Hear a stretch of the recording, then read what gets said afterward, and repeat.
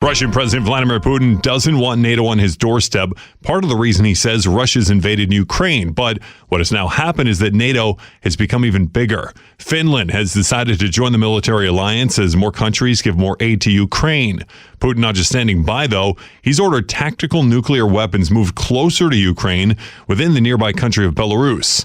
So should we be worried about this? I'm really not concerned. Several reasons. We're speaking today with Kurt Volcker, who served as ambassador to NATO under President George W. Bush and acted as special representative for Ukraine under former President Trump. First thing, these are the same nuclear weapons that were already there existing in Russia. They're under the same command and control. That is, the Russians are maintaining command and control. And the difference in terms of location is about 100 miles from where they were, 200 miles from where they were. I don't think this is that big a deal. As with anything the Russians say, the issue is not to listen to what they're saying. It's to ask yourself, why are they saying it? And they're saying this, they're bringing up the nuclear issue again because they're losing on the ground in Ukraine. They have exhausted their military forces. They don't have enough people. They don't have enough equipment. They are not able to advance.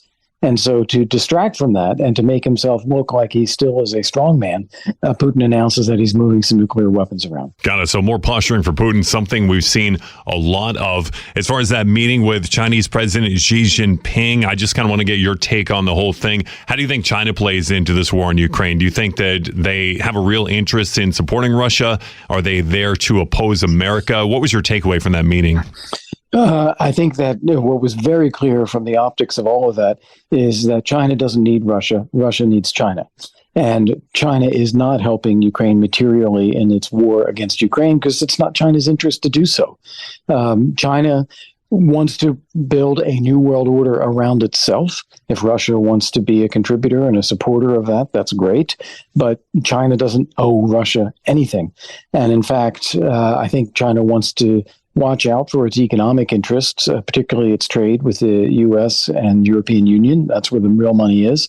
I think they want to be part of Ukraine's reconstruction projects as well. So he went to Moscow and said, look, we're great friends, but that doesn't mean we're going to give you arms. It doesn't mean we're going to support you in the war in Ukraine. They have actually positioned themselves as a so-called honest broker, if you would. Russia's attacking Ukraine. The U.S. is helping Ukraine defend itself. China comes up with a peace plan. It says, hey, here's 12 points, respect sovereignty and territorial integrity, among other things. They're trying to position themselves as outside of this rather than inside of this.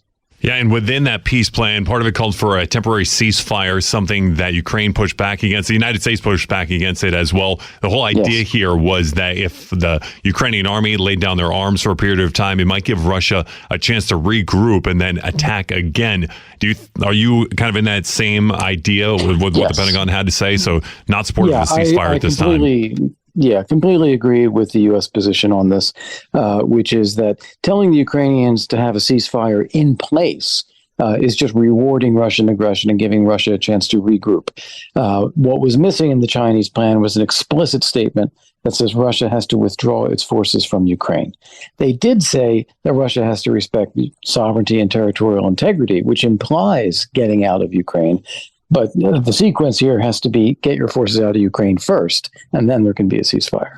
All right, we talked about Xi Jinping going to Russia. There's another world leader who was on the move. It was the president of Ukraine, Volodymyr Zelensky. He's in Poland and saying thank you to them. Obviously, that country has helped out in big ways, not only militarily, but also with humanitarian ideals also. Millions of Ukrainians have left that country and gone to Poland. Just how important is Poland in this war? It is critically important. It is the lifeline for Ukraine. It's the way everybody is getting in and out of Ukraine for the most part. It is the way weapons and equipment are getting shipped into Ukraine. Training facilities are there. And Ukrainians who have had to leave Ukraine for their own safety largely have gone out to Poland and then from there potentially other places as well. So it is critically important for Ukraine. And I think Zelensky recognizes that. Ukrainian people recognize that. And the flip side is also true. Remember, Ukraine is the front line in defending Europe against Russian imperialism. And remember, Russia, in the form of the Soviet Union, dominated all of Central and Eastern Europe. They imposed a communist government on Poland. The Poles understand very well that Ukraine needs to win this war, because if they don't, then Poland becomes a front line against Russia. So there's a mutual interest and a great deal of mutual respect. And one final point on this, John. This has dramatically elevated Poland's importance within NATO.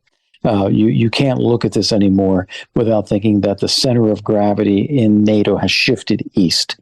You now have Ukraine with probably the best equipped and experienced military force in Europe. And you've got Poland with probably the most serious investment in military capacity in NATO right now. Over a year into this war in Ukraine, and NATO seems to be stronger now than when it started. Much of that has to do with Finland being admitted to the military alliance. Our guest today is Ambassador Kurt Volcker. He was a former ambassador to NATO, former special representative for Ukraine, and now is at the Center for European Policy Analysis.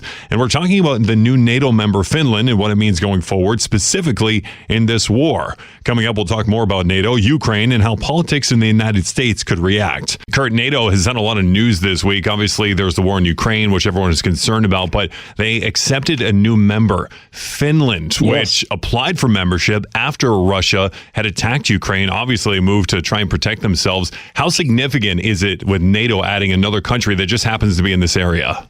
This is critically important. This opens, or rather, I should say, closes a border with Russia, which had been in place. The Finns had defended themselves against the Soviet Union in the Winter War during part of World War II, and then have basically been a neutral country with their own defense forces, but always taking a cautious approach to dealing with Russia. And now that Russia has opened up military use in Europe, they've let the genie out of the bottle. The Finns have said neutrality is not enough. We've got to be a part of NATO in order to be safe. The Swedes did the same thing, breaking with a 200-year tradition of non-alignment for Sweden. So this is a very big deal that Russia has driven these two countries that had been perfectly happy being neutral into the alliance in order to be safe. It's also a very important benchmark for Ukraine. We can't go to Ukraine and say, well, you be armed and strong and neutral and you'll be safe. The Ukrainians say, look at Finland, look at Sweden. They know that's not true. Don't tell us that that's true. Yeah, especially since Ukraine is pushing for a NATO membership, and they have been for a while. Obviously, they're not in it, but I think you make a pretty good point about Ukraine can look towards them and say that thing. You mentioned Sweden as well. They have not been admitted to NATO yet. There's a hang up here as Turkey, as currently at least, is opposing their membership into NATO. What do you think it's going to take for Sweden to be able to finally join NATO? Well, first off, the fact that Finland joined is already good. The Turks approved Finnish membership. The Turkish parliament voted in favor of that. That's already good. That enhances security for Sweden as it is. What Turkey is concerned about are Kurds who live in Sweden, maybe Swedish citizens or residents, who support Kurdish groups that the Turks consider to be terrorists, the PKK in particular, who have carried out terrorist attacks in Turkey. So Sweden doesn't agree with this. Sweden says, look, we are not and we will not allow our country to be a haven for terrorists. So I don't think they disagree on principle, but they disagree on practice and people to some degree. That's something that the Swedes and the Turks are going to be working out probably after Erdogan's election later this year. I think he wants to position himself still as a strong man fighting terrorism and standing up to others as he goes into this Turkish election.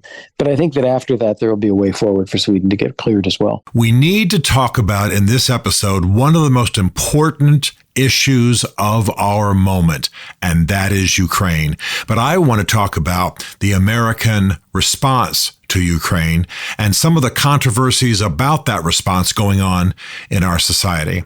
Amongst a lot of conservatives, and remember that I consider myself a conservative, though not hard right wing, there are people who are griping, who are complaining, who are opposed to us helping Ukraine resist the incursions, the assaults of Russia. They're doing this because they consider Ukraine to be corrupt, and there's no question that coming out of the Soviet years, Ukraine went through some very corrupt years. You had the oligarchs, you had Soviet security agencies gone independent. You had ex-KGB agents grabbing the money for themselves, etc. It had a lot of corruption, as did all of the former Soviet republics. It's just the way, it's what communism produced in the culture of the people. I'm not making an excuse for it. I'm saying no question, that is correct. I do believe that Vladimir Zelensky went after corruption to a large degree, and it's far less now. But no question, it's there. Other people are upset because they believe that Ukraine is a liberal European democracy, and why would we stand with it? Why would we stand with this woke nation? Well, I understand that Ukraine certainly, and Vladimir Zelensky, they are not conservatives. They are not the founding fathers of America. But let me just say that in our history as Americans, we have often stood beside and fought alongside people who weren't perfect. Good Lord, at one point we had Stalin and Stalin's Russia as our ally. We have fought against corrupt South Vietnamese governments. We have fought besides others where we pretty much had to hold our nose. And so sometimes you fight a greater evil by allying yourself with what some might consider to be a lesser evil. Now, I don't think Ukraine is evil. I don't think Vladimir Zelensky is evil. I don't think that Ukraine is completely evil, of course. But yeah, it's not the ideal American conservative society. Vladimir Zelensky is pro-abortion, and I'm sure they are libertine as far as LGBTQ issues and what have you. And so, yeah, they're conservatives could certainly be upset with them. But I want to suggest that those aren't the most salient issues. The idea that Ukraine is not ideal, and by the way, some folks are even excited that Putin makes a nod towards being a Christian, talks about woke Western societies, talks about the rise of trans and gay communities, talks about our weakness in the West, our moral weakness in the West, and slams home what would be a Judeo-Christian morality system. And many people buy into that and say, hey, this guy's actually a Christian warrior. It's not true, but at least I'm saying that some people are looking to that. So these are the criticisms of Ukraine. But I want to suggest to you, there are some very good reasons for us to back Ukraine. It's why I advocate for it. It's why Bev and I support these efforts, and certainly relief efforts with our giving. And it's why I advocate here in D.C. for supporting Ukraine and walk around with a Ukrainian flag on my lapel and what have you. The first reason that I believe is absolutely critical for us to support the Ukraine, not the Ukraine, but Ukraine, that's the proper way to say it, as they face down the Russian incursions, is Russia itself. There's no question that Putin's Russia and its resurgent Russian empire dreams is one of our greatest enemies as Americans. And Russia is in many ways, it's in decline in a huge number of ways, but militaristically, it's on the rise. They have more warheads than nuclear warheads than we do. They are mobilizing, they are militarist, and there's no question that Vladimir Putin intends a resurgent Russian empire. And if he's successful in Ukraine, he will absolutely go after other European countries. Already, he's laying the foundation for that. So even if we don't like Ukraine and would much rather have backed another country, if we were voting for who to back against the Russians, we don't get to choose that. What we get to choose is the battle that's handed to us. And Vladimir Putin decided to send troops by the hundreds of thousands into Ukraine. He's done it. It hasn't gone well. After the muddy season here in the spring over there passes, we're going to see renewed hostilities. The Ukrainians are revving up for this. It's going to be bloody. It's going to be bad.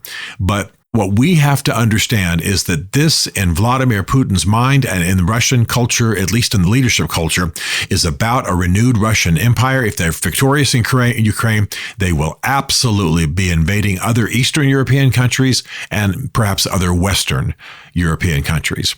And that's why the chokehold on petroleum. That's why some of the dancing around in the Arctic. That's why some of the intimidation of other nations. So number one, we want to support the Ukraine. We want to support Ukraine. I'm sorry, I'm trying to get used to saying it the new way, which is proper, because it is opposing the expansionist aspirations of Putin's Russia. And if we don't fight them in Ukraine, we will be fighting them somewhere else. Second of all, we have actual treaty obligations with European countries. That's what NATO is all about. We have actual treaty obligations. We can't sit by quietly while Putin puts Russian troops wherever he chooses to in Europe. Now, I realize that Ukraine is not a member of NATO. I realize it's not technically, in many people's minds, part of Europe. But the whole war and Putin's aggressive tendencies threaten countries that we have treaty obligations with. They are good and valid treaty obligations, ones we want to keep, ones we want to respect. And if we don't, then we will see Russia moving into Western Europe. Now, I got to tell you, I'm a little bit more sentimental about this than a lot of people because I grew up in Western Europe. Many of you know that I spent many, many years of my youth in Germany. Have a real affinity with Germany. As I've often said on this podcast, it's a bit fun and ironic to me that I have a German daughter-in-law. Therefore, my grandson, one of my grandsons is technically dual citizenship. He's German. I'm saying that I care more about Western Europe than a lot of Americans understand or that they do, given our distance from them. But these are important treaty obligations. These are a hedge against a Russian empire. These are people who are our allies. And I realize that some of you who are Trump supporters watched him trash NATO and trash Europe and speak of dead Europe and speak of the Welchers who didn't pay their bills in NATO. And I realize a lot of people got soured on Europe. But Europe is our ally. It may be difficult. We may have to work on a troubling special relationship, but we have treaty obligations. We should be helping to protect Europe. We should be honoring our NATO obligations, and it will prevent greater bloodshed and hostilities in time. So please keep that in mind. But I'll tell you the reason that's most compelling to me. And it's going to sound like chest thumping to a lot of you, but I'll tell you the reason that really is most compelling to me. And that is, in our present world, there are only a few superpowers. You know what those are, and some of them don't even really qualify as superpowers. Certainly Russia, certainly China, certainly the United States. Iran is on the move, a massive exporter of terrorism in the world. It wouldn't be called a superpower, but it certainly is exerting itself worldwide. And in this scenario, in this landscape, if you show weakness, you're screwed. If you show weakness, especially, and I'm going to risk being insulting here, especially the United States, which is aging in population, which has an octogenarian president who is looking pretty unstable as he walks and moves around and in his discussions with world leaders, a woman as his vice president, which I, by the way, celebrate. I don't like this particular woman as vice president, but I like the idea of a woman. But other nations look and say it's weakness. I'm just telling you how it plays in some cases. And we have had some massive displays of weakness. And that almost guarantees aggression from our enemies. It's not just posturing. It's not just theater. It's not just chest thumping. You must show strength, or people who only respect power and strength will see you as weak and they will act against you. Our exit from Afghanistan was a disaster. It was a result of Mr. Biden's attempt to observe an anniversary. He wanted to be out by September 11th, 20 years after we got, of course, the first September 11th. His generals told him not to do it. Members of his cabinet told him not to do it. A lot of people who weren't even military advisors, but had served in the military, told him not to do it. His intelligence services told him not to do it. But Joe Biden's a politician, and he likes those anniversary celebrations, and he wanted to pull it off by a certain time. And we left in weakness. It has cost lives. It has damaged the cause of freedom in Afghanistan. It has damaged the rise of women. It has escalated our enemies. It was a massive display of weakness the world over. And I assure you that Russia invading Ukraine was in part fueled by the perception of American weakness. And I believe with all my heart, and by this doesn't originate with me, I've heard briefing from Pentagon generals here of late that I was allowed to attend, and I'll tell you that if we are weak in supporting Ukraine, we will lose Taiwan and we will lose other territories, and our allies will be threatened because China and Russia, which are right now forging an alliance. In fact, China's trying to negotiate a peace in Ukraine. If they do that, it'll be the first time an Asian country has negotiated or had an effect on any kind of European peace. And it will raise China's esteem the world over. And man, they will not use that for good, let me assure you. So if we show weakness in Ukraine, China will move on Taiwan because they won't believe we have the sand to stand against them. And by the way, I've been told by Pentagon generals and analysts that a war for Taiwan right there in those straits will be unbelievably bloody, perhaps one of the bloodiest things we've ever seen in American history or will see for quite some time to come. And that's pretty much a quote what I just said. So I believe it's not as though you have to go around being all, bravado-y everywhere in the world in every theater. But when you have allies and you don't stand with them, or you leave a place that you have basically controlled for 20 years, and you do it weakly and stupidly, and you cost lives and damage your own cause and strengthen your enemies and damage the very democratic values that you've been espousing and preaching and insisting from other countries, I'll tell you, your enemies are emboldened. And the United States can't afford it. We don't look that good. Imagine that you're sitting in a Muslim country. Imagine that you're sitting in China, Beijing. Imagine that you're sitting in Moscow and you're reading the news about America. And we're busy, preoccupied with how to have sex and who's trans and who's not. And imagine the stuff they're watching. And what about the gay community? And what about this? And what about that? And there's our 80-some-year-old president barely able to climb the stairs to Air Force One. I'm not being ageist. I'm talking about perceptions. And there's Kamala Harris, the vice president, and whatever virtue there may be about her, she is hardly even coherent when she speaks. She's hardly even articulate. There are just YouTube, Twitter. There are vast. I've sat there and watched her when she was about to make a speech. She got the countries wrong. She didn't make any sense. She's got a lot of political babble that she just pours out and thinks she said something important. My point is not what Stephen Mansfield thinks or what conservatives think at this moment. My point is, what does the world think? We are perceived as weak. We are perceived as aging. We are perceived as corrupt and immoral. We are perceived as silly in many cases. Our debates, our politics, silly. And that emboldens our enemies. So we've already left Afghanistan like idiots. And now if we abandon Ukraine, if we don't stand against a resurgent Russian empire, if we don't support what is functionally, not officially, but functionally a European ally, we're fools. And by the way, Ukraine by treaty gave up its nuclear powers in exchange for protection from the West. So we really have treaty obligations to support Ukraine. So I'm sorry that I disagree with so many of my conservative friends. I have dear friends who are not at all in favor of this war, but I will tell you that I think we are foolish in this landscape of global affairs today to not realize and to not conduct ourselves according to the idea that we are keeping Russia in check, that we have treaty obligations that are important, and that if we show weakness, we will reap the whirlwind, not just for us, but for our descendants.